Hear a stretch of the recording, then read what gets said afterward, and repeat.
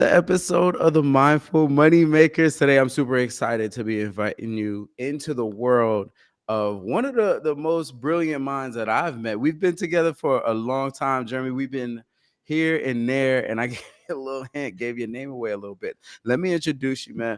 So, today's guest is the founder of Double My Deals and the leader of the Never Work the 40 movement, a movement built on breaking free from the 9 to 5 grind and creating a life of freedom, impact, and abundance.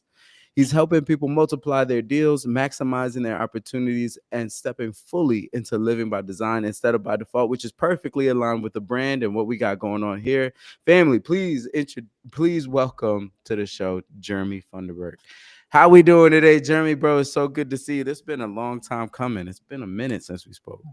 I'm blessed, bro. I'm blessed. I know it's probably been like 3 years, man. Thanks for having me on the show, man. Thanks for trusting me with your audience. How you been, man? Oh man, phenomenally well. But I'm getting better, bro. It's so good to hear that you're still moving and shaking and staying in the game. Of course, you're hopping on stages and you're changing people's lives. I know a lot of people's lives have been improved for having known you and interacting with you. So I'm excited to jump into the conversation.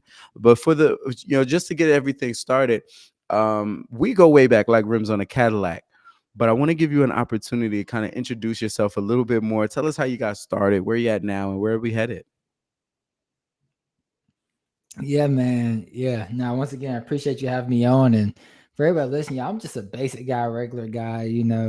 I usually say, now it's just a sales guy, fell in love with sales, started a sales company, right? And then obviously marketing came along that path, but I was that corporate producer. I never really wanted to work the 40-40-40 plan. You work 40 hours a week, 40 years, no, 40 years of your life, retire off 40% of your income. But that's the route we take. So that's the route I took, especially as I was getting married. And to make a long story short, man, I was working for a corporate company. Only worked there because I told them, hey, I'm about to get married. I gotta be able to take care of this lady. But if you hire me, I'll be the hardest working employee you got. So they hired me the first month. I crushed it. The next month I crushed it. That was November, December of 2018. Going into January 2019, they changed my whole comp structure. Income dropped significantly. And it was like, yo, now we just want you to cold call for us, build us $1 million book of business from January to December. And I started doing that January, crushed it in January, crushed it February. Beginning of March, I got married. By the end of March, I finished building them $1 million book of business. Owners called me into the office, first week of April, and basically said, yo, dude, you rocked it. Thanks for everything you done for us. We don't need you anymore. I had all my stuff packed up in the box waiting for me at the door. That's nuts. So now I'm newly married, just at my annual goal in 3 weeks or in 3 months. And then 3 weeks after getting married, I'm laid off, got no job.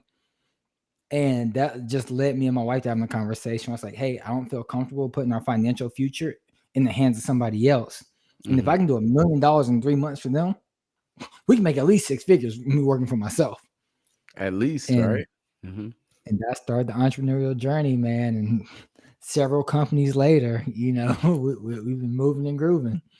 Yes, indeed. It's definitely a up and up and downhill battle, and I've definitely been along for the ride. With you. We connected so many years ago, bro. Tell me how you got started. Like, what was your first business, and what was your experience? What did you learn from making that jump, that leap from employment to entrepreneurship? Yeah, it was great because right before going fully into entrepreneurship, after that company laid me off, I went and worked as a general sales manager for a gym. Hmm. And that's when I discovered SMMA. And the only reason I discovered it is because the gym didn't do marketing and they needed leads. So I was like, well, I will invest my own money into a course to learn how to generate leads. Hmm. And I bought the course and I started realizing, dang, I can make so much more money by doing this as a business than I can working here. Right. And I ran the idea by the operations manager at the gym. And he was like, oh, yeah, I used to own an agency. I was like, why'd you stop? He Right. said, because I suck at sales. I said, Hmm. well, bro, I'm good at sales. Let's go into business with each other. And Hmm. after begging him for several weeks, he finally decided to be my business partner. Hmm. And then several weeks after that, I left corporate America for good. And that was the start, man. We started off with the marketing agency. which grew into me coaching other marketing agency owners. And after the coaching business grew, people came to me and asked me how to succeed as a coach. So I started coaching other coaches, Mhm. realized people couldn't sell. So we started a sales agency where we'll do the sales for them. Then we ended up building some AI stuff. But that's been a lot of the journey up to this point. Yeah, man, you've been around the world. It came back. That I resonate with that beginning. That's where I started too with the SMMA. Let me know if we started with the same guy. Was it Ty? Was it Ty? Ty Lopez? Oh, yeah. Of course Yeah, it was of Ty course, yeah. Lopez. Got us both, man, but yeah, it really opened my mind up to, like, what's possible when you can commit to sales. One thing that's interesting that's coming to the top of mind right now is the difference between, like, the perception of a salesperson versus, what I consider to be a real integral, quality salesperson. um we learn a lot of psychology, right? And I think that when you understand the way the mind works and what motivates people to take certain actions, you have a great responsibility. And too many of us, let me know Mm. if you disagree, too many of us take advantage of that and kind of give salespeople a bad name. How do you feel about that? And, like, how do you navigate actually making sure that people are getting value on the other side of the deals that you make? Yeah, yeah. And these are just my beliefs. No, everybody watching, you're feel free to have your own beliefs. I'm not going to judge you, but I'm just a strong Christian. And even now, the whole way I sell is all based off of biblical principle. And it's even gotten to the point where before any sales appointment, I pray, God, let the people that are supposed to buy from me buy, and those that aren't supposed to buy, don't let them buy from me. And a Mhm. lot of people look at me like I'm crazy. It's like, nah, I'm not. There's like, I'll pray the first part of that prayer, but I ain't praying the second part because good salespeople know that we can get people to buy that's not supposed to. But I don't want to be responsible for putting somebody in the bad situation because as a salesperson, we know we're problem solvers. And so often we go into it thinking, well, I'm going to solve a problem. My product sells their problem. But if them solving that problem through your program, product, or service creates more problems for them that outweighs the problem that you're solving, they're not better off. And my number one rule for any interaction in life is to leave people, places, and things better than I found them. And if you're not going to be better off after leaving my presence, I did you a disservice. All right. I love that. Absolutely love that. One thing that you said, I think that's really powerful and is very rarely talked about, is this mindset and this attitude that, hey, if it's not a right fit, then let it move by. I see a lot of people that try to force a square peg into a circle hole, right? And they just want Mhm. to do it. They do it out of desperation. And I get it. Sometimes, bills got to be paid, kids got to eat, and everything like that. But I think that what you said was profound, because if you actually move in the opposite direction and towards what is helpful and what's valuable, you end up getting more on the back end anyway. Mhm. People trust you differently, like you show up differently on sales calls. This idea that not everybody is my ideal client, I think, is key to finding who your ideal client is. And it's like, I mean, I know that what I'm saying right now is not doing this, this phenomenon justice, because you kind of have to experience it to know what I'm talking about. But I just Mhm. wanted to take a moment to highlight that, because that's extremely powerful. Like, it's counterintuitive. Like, we want Mhm. as many sales as we possibly can. We want to grow our business. But what actually gets you sales is this attitude that you don't need to sell everybody. Exactly. Even the Bible says that for many are called, but few are chosen. Right. And so often we hear that scripture and we just think about, oh, out of all these people, I was the chosen one. But it's Mhm. like, no, that still goes to business. It goes to sales. For many are called. You're going to have a ton of leads. You're going to have a ton of prospects, but only a handful of those are chosen specifically for you and your business. Mhm. So I Yeah. just want to work with the ones that are for me. That we already done made somebody better. Somebody needed to hear that, man. Come on, somebody. Turn to your neighbor, say, neighbor. All right, so jumping in. I want to know a little bit, because you said you had several businesses, and I know we have a surprise coming up as far as one of your most recent projects. But tell me a little bit about the challenges of being a newly married man, just fresh out of a business. Now you're fully into, entrepreneurship, full-time entrepreneur. What is some of the biggest challenges or the biggest challenges you face, and how'd you overcome it? Yeah, and most people are listening, they're going to resonate with this answer, but it's not the answer they think of. And the biggest challenge, and I know you know this, is ourselves. Oof, always. That's the biggest challenge. We start thinking all these other things. Oh, well, I don't know how to generate leads. I don't have the money for marketing, or I don't know how to sell, or how do I create the product to find the people? And all those problems are coming from your own limiting beliefs. Hmm. We get so caught up in self that we become self-consumed. Hmm. And once we're self-consumed, you can't solve anybody's problems focusing on your own. Right. So it's so hard for most people starting a business. And that was the thing with me. I was struggling and I was so caught up in my head. And it was just everything about my journey has been a faith walk. Hmm. And entrepreneurship is something that I'll tell, whether you're a believer or not, you're going to learn what faith is when you jump into entrepreneurship. You ain't lying. It's Everything's a so unknown. It's all on faith. There's a lot of strategy. There is a lot of okay, step by step processes. People have been where you come, but in order for you to do it, I don't think that there is a way for you as an individual to do what somebody has done without any element of faith, because none of this is guaranteed. None of this is guaranteed, and it's a constant personal. This is one thing that I'm learning the hard way, is that personal development isn't like a one and done thing. Like there is no destination, and I'm so pissed off about that. Like I wish I could just meditate for 20 minutes and be good. But no, it's and we call it doing the work, but I think that we kind of do, the activities a disservice, because when we think of it as work, we think of it as transactional. Like I'm going to Mm, do this thing in order to get something in return. Like I go to work, I clock in, I'm going to get a paycheck at the end of the day, mm, when it should more appropriately be referred to as hygiene. mhm. Like this is a practice. This isn't about. I said this before, that employment is about what you can do, but entrepreneurship is about who you are, Yep. right? So, all in all, when you take that mindset, it's a complete different transformation, and it's not something that can be stopped. There's not a destination that you reach. It's an ongoing ongoing program, ongoing practice that you get to take on. So what are some of the things? So now you've run multiple businesses, you got this mindset shift, you've had your epiphanies. All right. What are some of the exciting things that you got to experience because you decided that you're going to take your life into your own hands? Man, the freedom is huge. But before I answer that, I want to piggyback on the point you were making, because it's the first thing foundational. If I'm coaching people or doing any type of consulting, the first thing I teach people is the concept of be, do, have. I know Mm, you're probably super familiar with it, but it essentially states if you don't be, you can't do. And if you can't do, you won't have. If you be a little, you'll do a little. If you do a little, mm, you'll have a little. If you be a lot, you'll do a lot. And if you do a lot, you'll have a lot.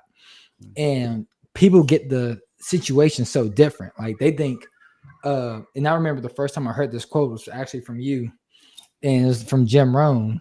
And he said, if you got $1 million, if you want $1 million, you best become a millionaire really fast, or you're gonna lose it. hell yeah. And most people think it's, oh, once I get the money, then I'll be a millionaire. It's like, no, first you become a millionaire, then you'll naturally do what millionaires do, then you'll have what millionaires have. We get so caught up in the doing and the having, but we're not human doings, we're not human havings, we're human beings. And Come on now. everything is based on the person that you are being. And we're not human being, like you said, like you wish personal development could be this one and done thing. It's like, no, it's a continual thing. You are being the person. It's Mhm. continual. You, So, but you talking as that far as talk, man. We talking that talk. Yeah. that's Let's what it go. is, man. But I got to enjoy a lot of stuff, man. The freedom that comes from entrepreneurship, just all the beautiful, amazing things. Like it was fun for me stepping back, being able to go on vacations, travel, have days where I make more in a single day than I used to make all year working corporate. Mhm. Like phenomenal feelings, treating my family out.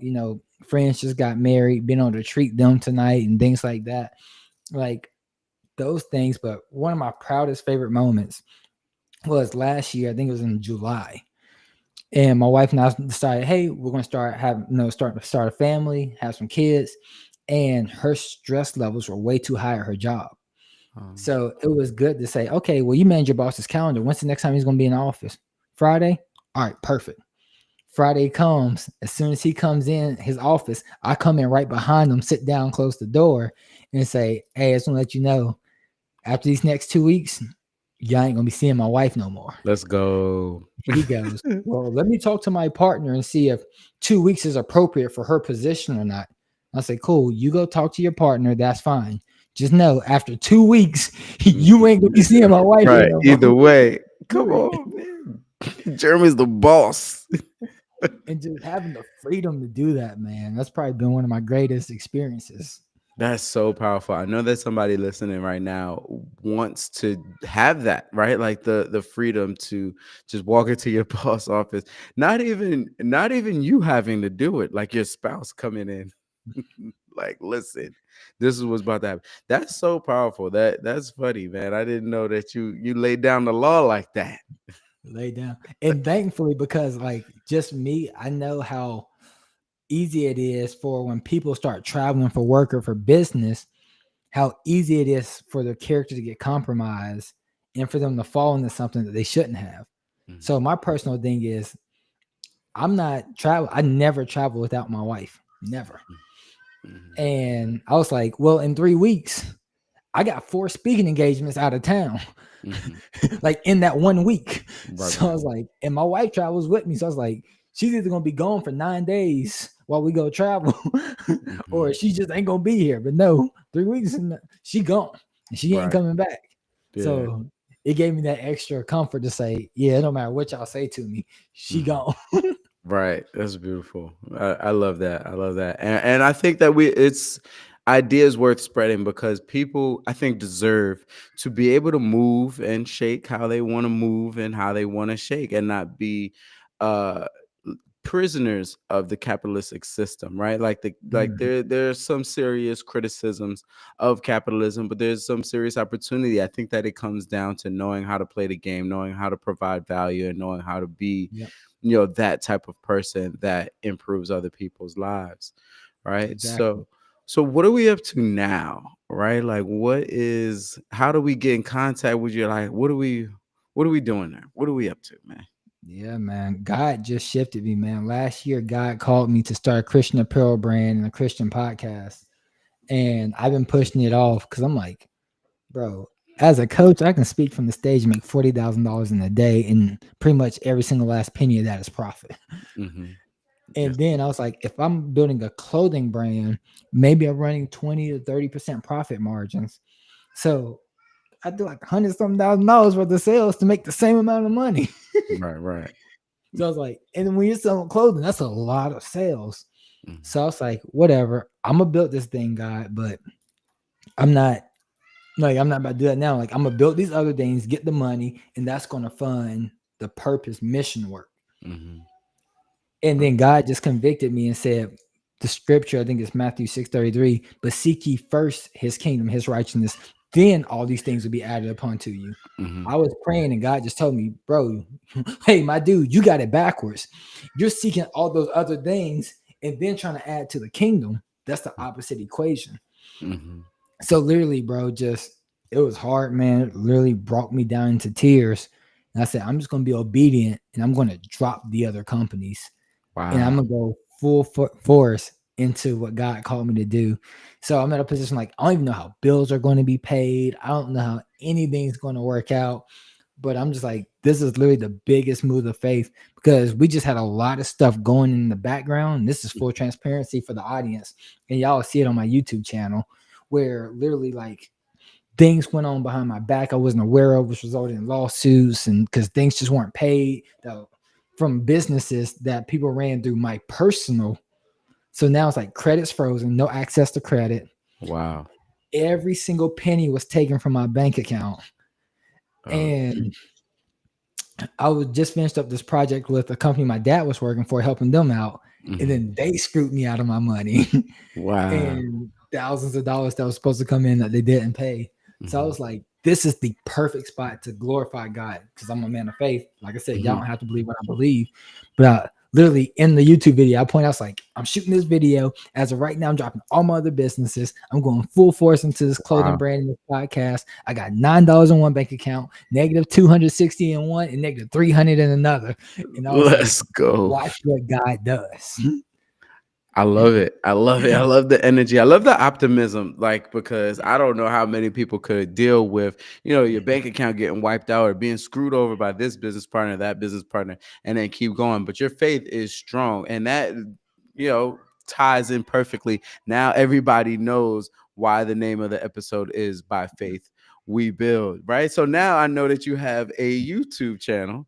So in addition to the link that we have down below. Tell us about the link because it's a link to your apparel website, right? Tell us what happens when somebody clicks that link and why they should. Yeah.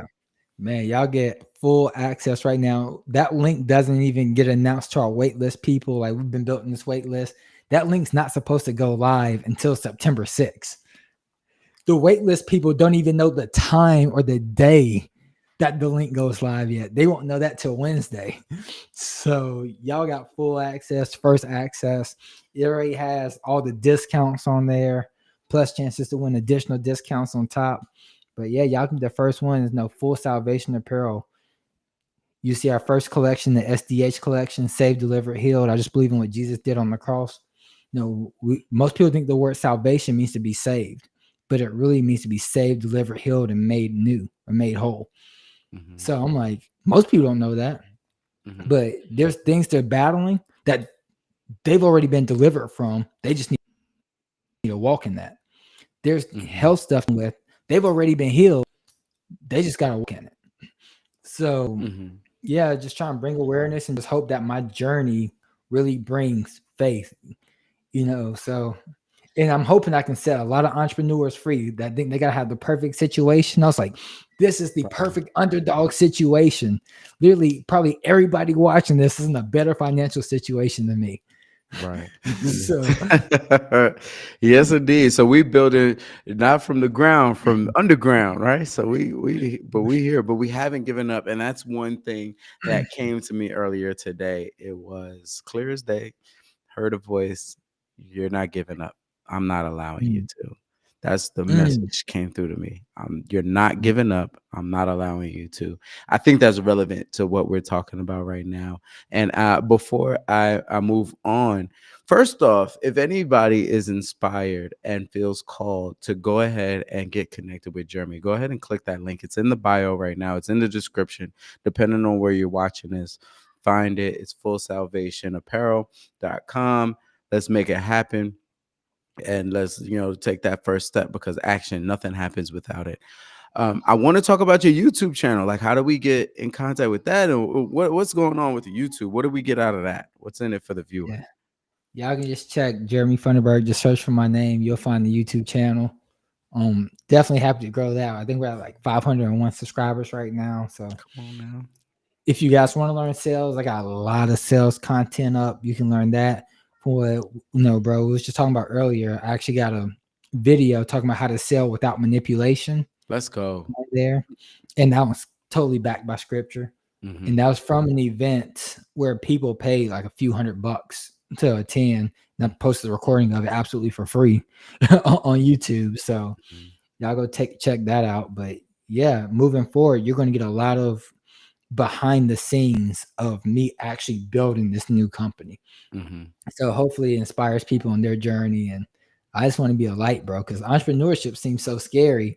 But I just hope that people watch my journey like, dang, if he could do it, I can step out on faith and do it. Yes, indeed. And we're on the same mission. So that's why we're here having this conversation. It's been a long time coming, but the way I see it, my mission is to inspire and empower 1 million people to live by design instead of by default. Mm. And let me open up to you about this, bro, because I know we're friends on Facebook and multiple social media platforms. They dragged me one time. I don't know What? if you know that. I got dragged. They was like, this guy thinks he's gonna impact 1 million people. Like, does he know? Or 8 billion? I think it was like some crazy number because we dream big, right? It's like, do Mhm. you know how many 8 billion people is? Like, there ain't no more people. And it's like, yeah, I get that. It's gonna be a each one reach one type of deal. Like, I'm not gonna do it myself. I know that it's gonna happen through relationships. So I brought that up just to say how much I appreciate you coming on and helping me further this mission and helping me further this message that you deserve to live life on your terms. You know what I'm saying? Amen, bro. I appreciate you because the same with me, man. God told me years ago, before I even really believed in him, that I Hmm. was going to have a positive impact on the lives of 250 million people.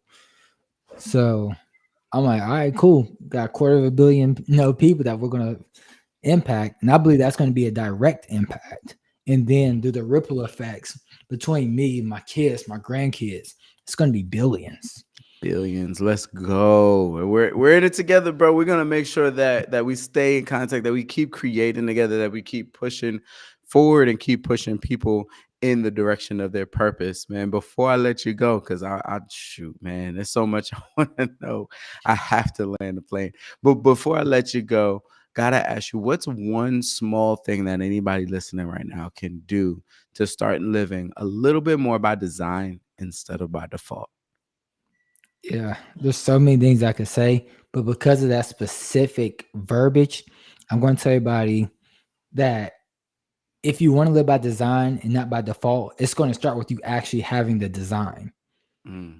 There's so many people that say they want to live their dreams, but they can't express what their dreams are. Even Bob Proctor used to say that all the time. I can help anybody, get what they want, but I just can't find anybody that can tell me what they want. Mhm.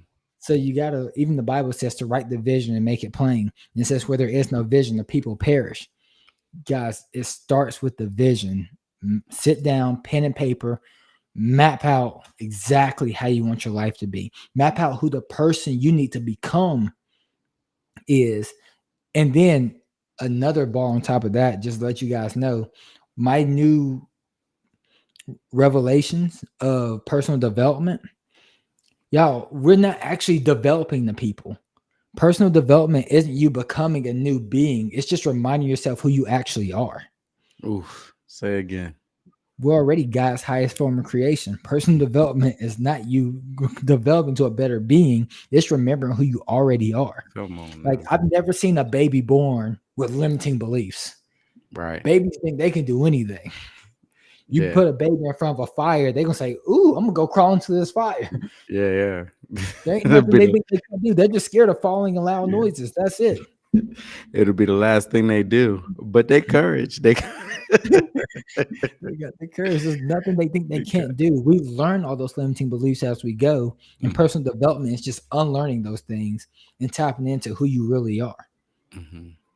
Yes, indeed. And I want to highlight, I want you to have the last word, but that's very important, very powerful. And it is my experience too, that people know that they want something, they want more, right? But they don't know what that thing is. And my theory is that they don't feel that they deserve what they want, that what they want is not as much of a priority, as it could be, as it should be, because you've always put yourself second.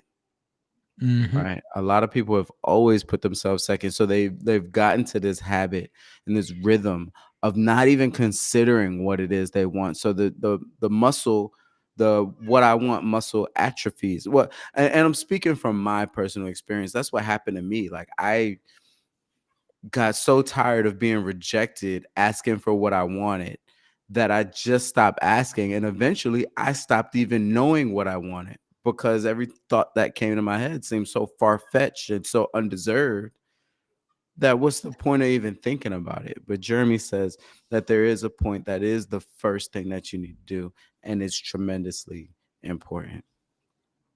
Yes, indeed. I'll let you Absolutely. respond to that because I want to give you the last word. Yeah, man.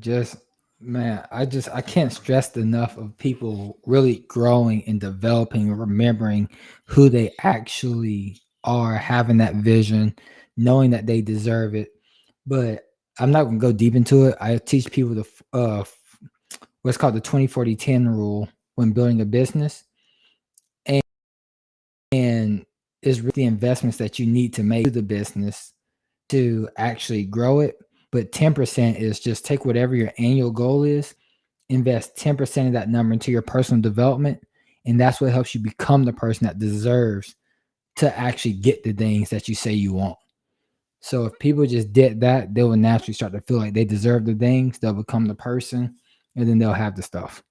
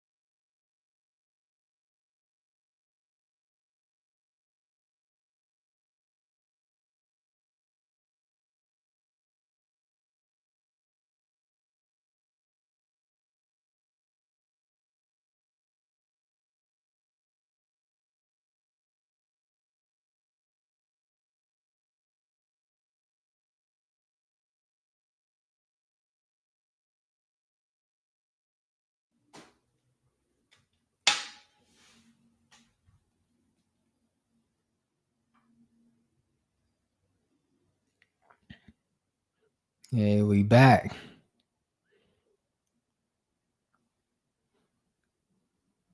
Oh, can't hear you though.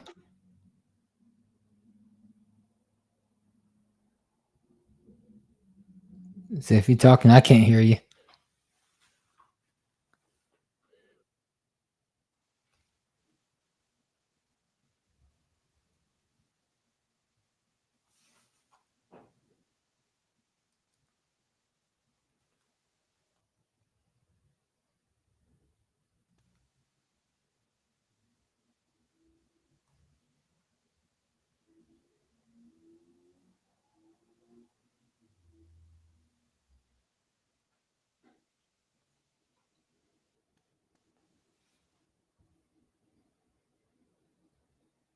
Yeah. Oh, I think you might be here. Yeah. Can you hear me? Yep. Now I can. Man, listen. Oh my God. Technical issues, technical difficulties. They didn't even stop the stream. Man, Jeremy was dropping so much fire that it just up the whole apparatus. Somebody, Satan said, we need to stop this. But Satan can't stop us. That's right. Not Golly. today. Yeah. So just to pick up where we left off at, man, I really appreciate you for spending this time with us and overcoming. I think that there's a perfect example of life and how entrepreneurship specifically is, where things unexpected happen, but you get to roll with the punches and you get to stay grateful, stay optimistic, keep a smile on your face, and land the plane. Yes, indeed, that's what we're gonna do is land a plane. That has been Jeremy Funderburk. He is an amazing human being, a phenomenal man, a sales expert, a coach, a mindset connoisseur, and all of the things. And we just started a new clothing brand, Stepping Out on Faith. So you have the links, you have everything that you need. Thank you so much, Jeremy. And everybody that listening at home, as always, love, be well, and don't forget to have the guts to follow your guts. Peace. Appreciate you, bro.